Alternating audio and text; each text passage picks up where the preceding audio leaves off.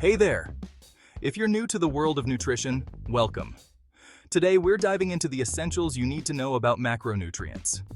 Yup, we're talking carbs, protein, and fat. Let's break it down. First up, carbohydrates. Carbs are your body's main source of energy. They come in two types, simple and complex.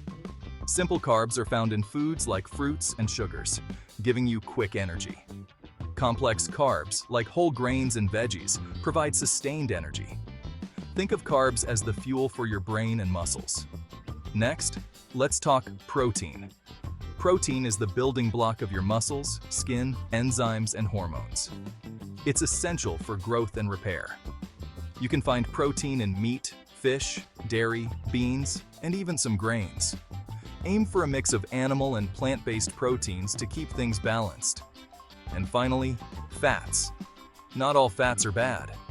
Your body needs healthy fats for energy, cell growth, and to absorb vitamins. There are three main types: saturated, unsaturated, and trans fats.